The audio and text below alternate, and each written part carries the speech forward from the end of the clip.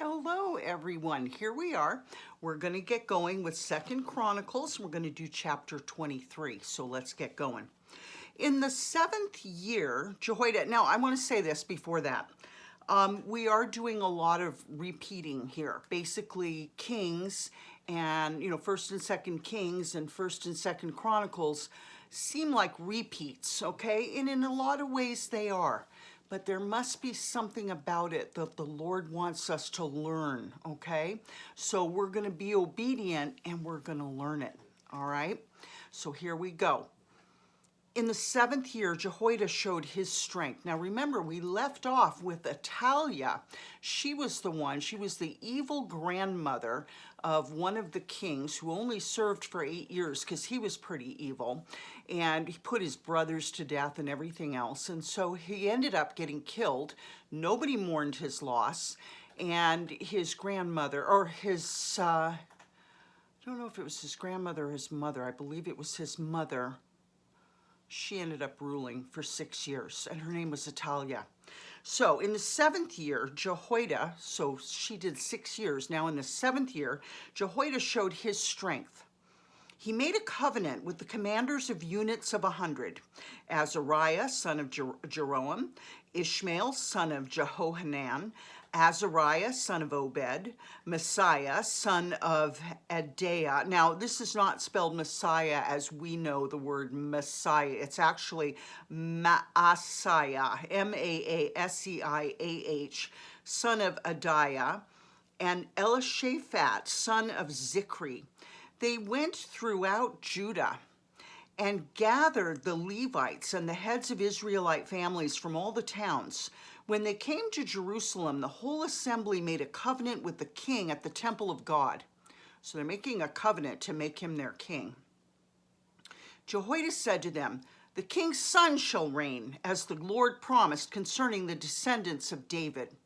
Now this is what you're to do.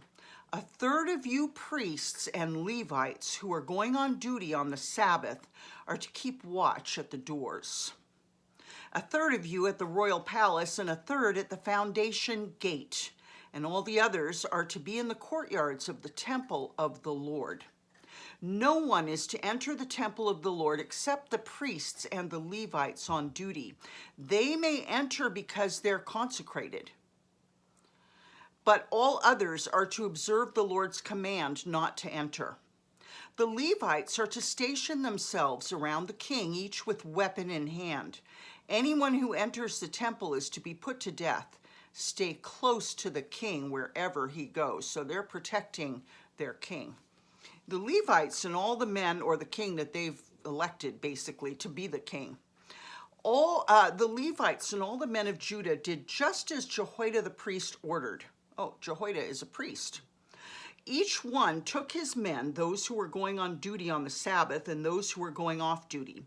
For Jehoiada the priest had not released any of the divisions. Then he gave the commanders of units of 100 the spears and the large and small shields that had belonged to King David and that were in the temple of God. He stationed all the men, each with his weapon in hand, around the king near the altar and the temple, from the south side to the north side of the temple. Jehoiada and his sons brought out the king's son and put the crown on him. They presented him with a copy of the covenant and proclaimed him king. They anointed him and shouted, "Long live the king!"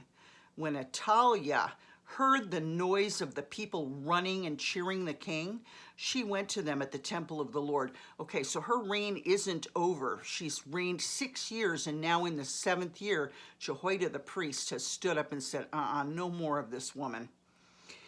She looked, and there was the king standing by his pillar at the entrance. The officers and the trumpeters were beside the king, and all the people of the land were rejoicing and blowing trumpets, and musicians with their instruments were leading the praises.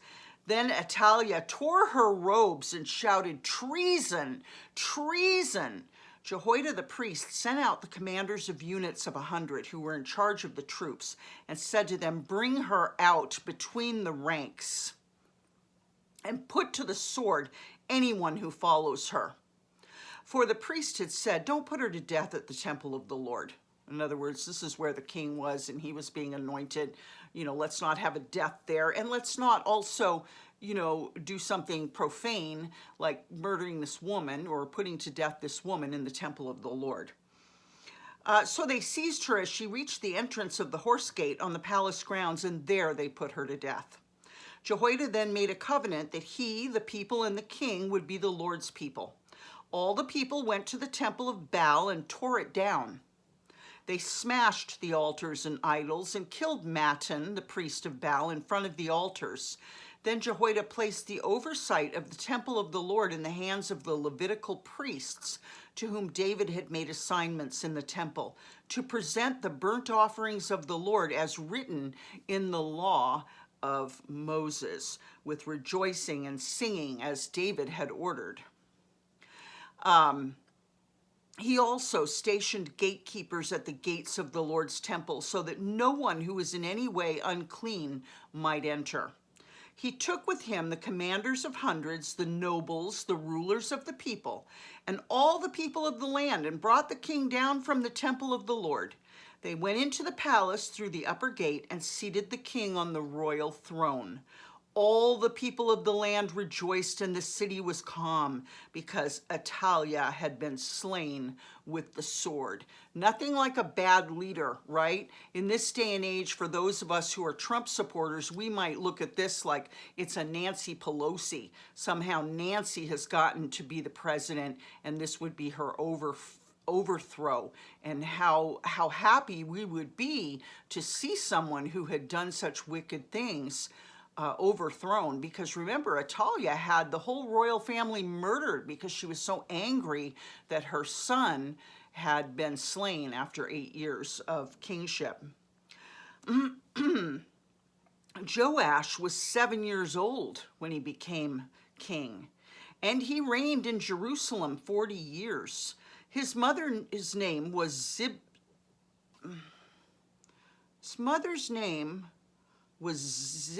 Zabiah.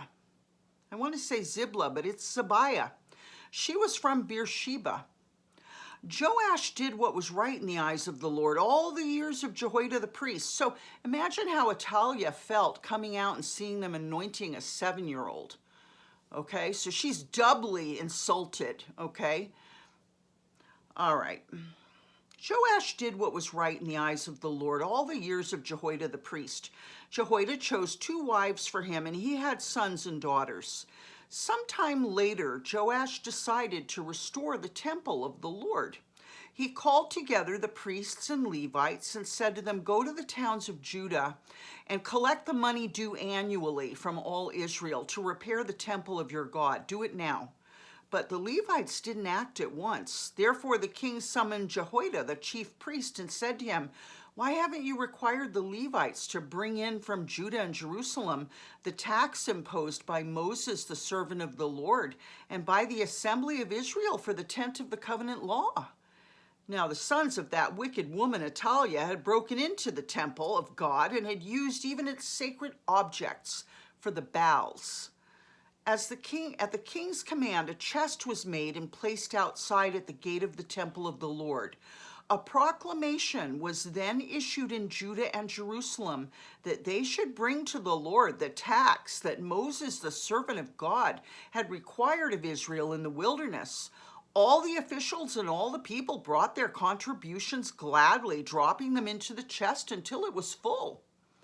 Whenever the chest was brought in by the Levites to the king's officials and they saw that there was a large amount of money, the royal secretary and the officer of the chief priest would come out and empty the chest and carry it back to its place. They did this regularly and collected a great amount of money. The king and Jehoiada gave it to those who carried out the work required for the temple of the Lord. They hired masons and carpenters to restore the Lord's temple, and also workers in iron and bronze to repair the temple. The men in charge of the work were diligent, and the repairs progressed under them. They rebuilt the temple of God according to its original design and reinforced it.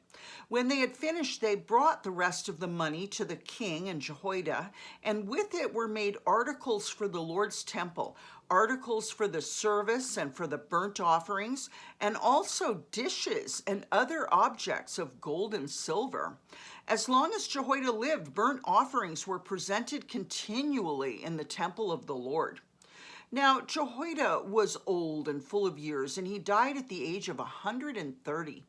He was buried with the kings in the city of David because of the good he'd done in Israel for God and his temple. After the death of Jehoiada, the officials of Judah came and paid homage to the king, and he listened to them. They abandoned the temple of the Lord, the God of their ancestors, and worshipped Asherah poles and idols. Because of their guilt, God's anger came on Judah and Jerusalem. Although the Lord sent prophets to the people to bring them back to him, and though they testified against them, they would not listen. Boy, it's much like that today. People just don't listen. Then the Spirit of God came on Zechariah, son of Jehoiada the priest. He stood before the people and said, "This is what God says. Why do you disobey the Lord's commands? You will not prosper. Because you've forsaken the Lord, he's forsaken you."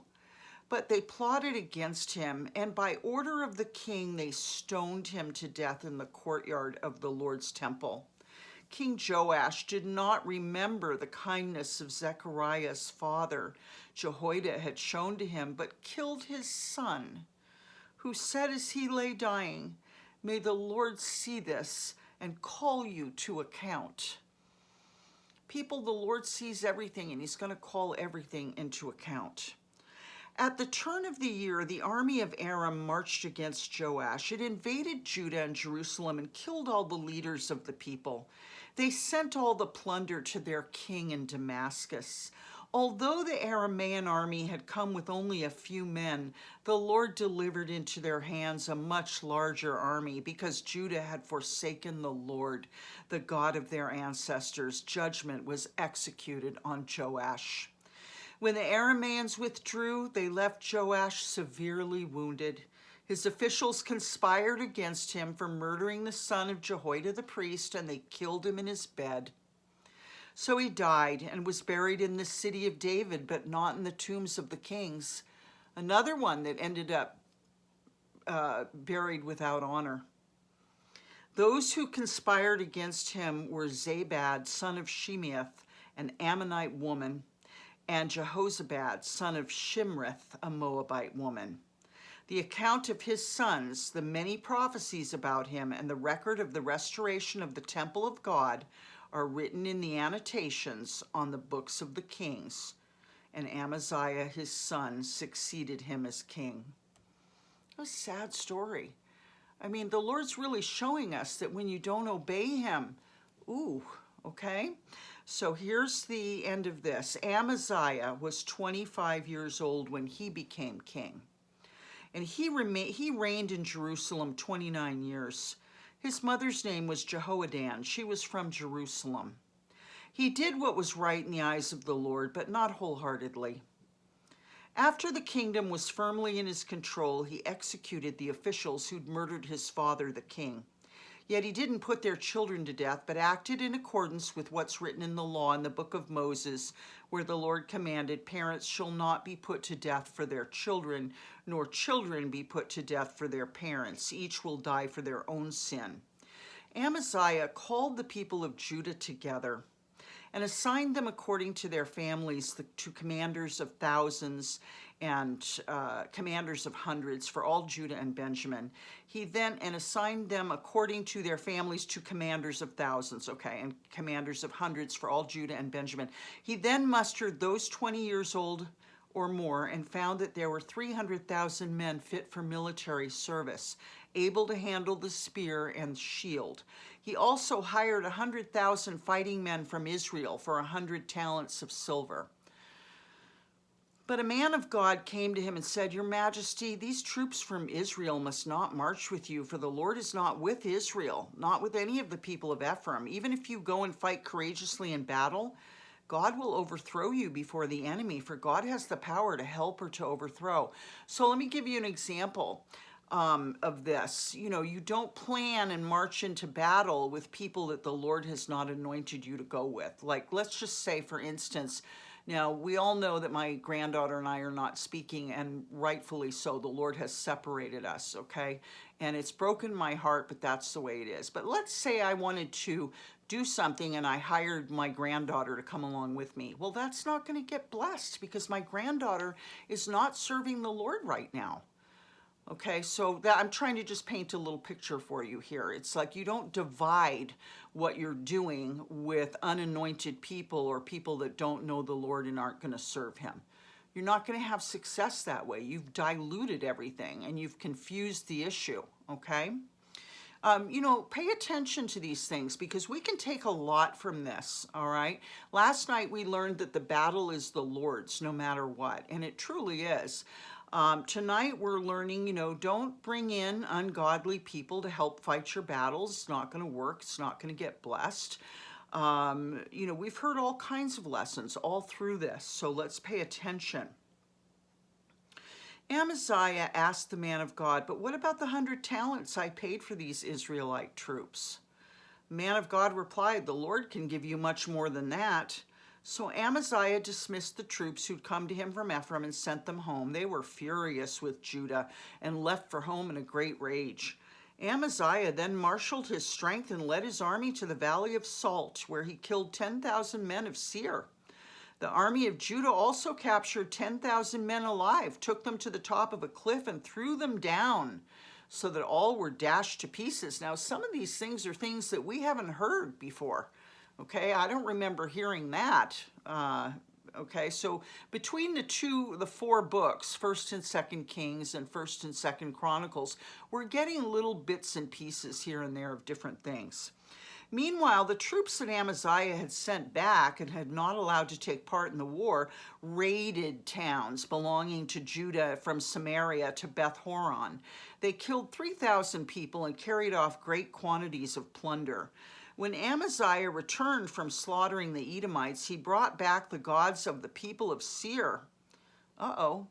He set them up as his own gods, bowed down to them, and burned sacrifices to them. My gosh, if it's not one stupid sin, it's another.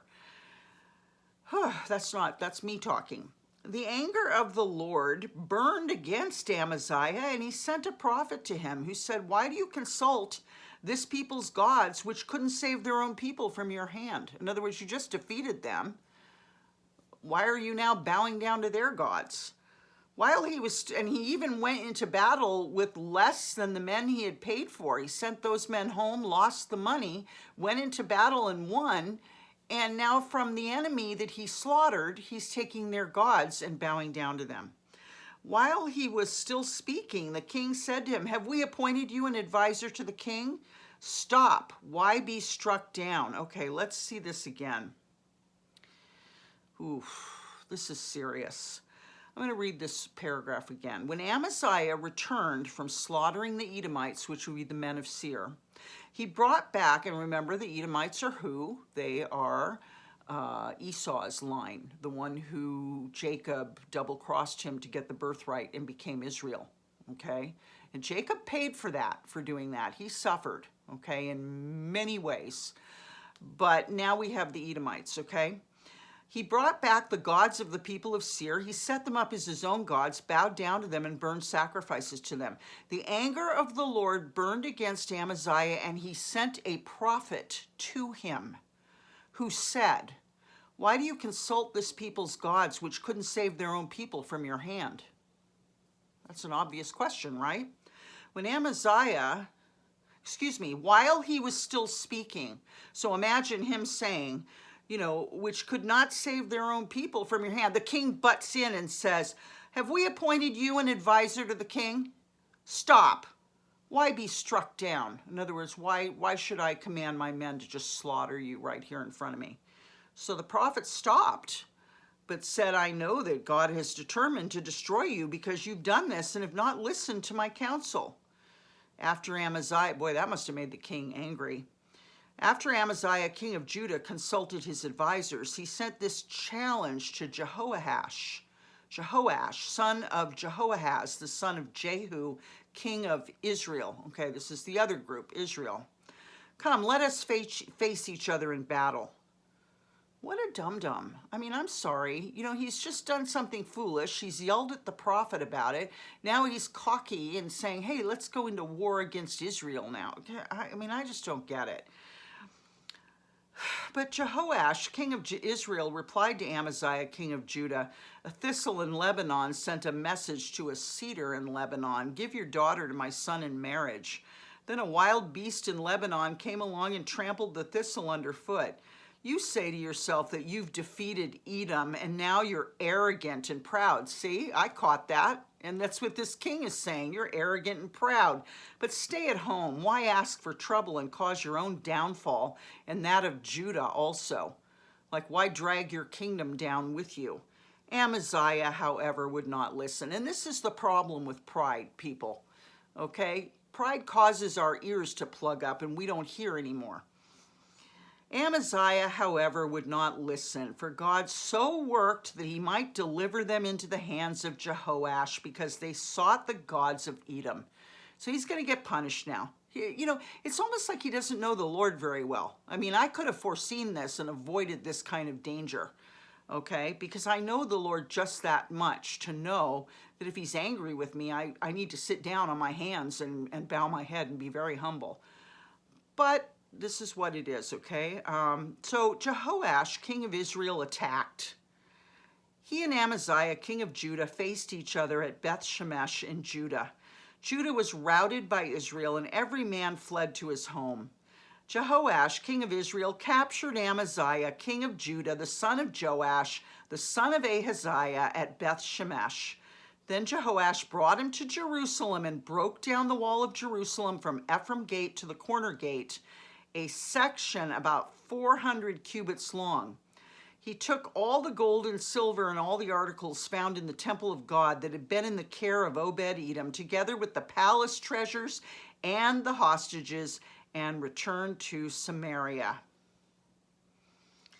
Okay, let me just look this over. Judah was routed by Israel. Every man fled. Jehoash of Israel captured Amaziah at Beth Shemesh, then brought him to Jerusalem, so in Judah, and broke down the wall. So he plundered everything, okay, because Amaziah is foolish. Amaziah, son of Joash, king of Judah, lived for 15 years after the death of Jehoash, son of Jehoahaz, king of Israel. As for the other events of Amaziah's reign from beginning to end, are they not written in the book of the kings of Judah and Israel?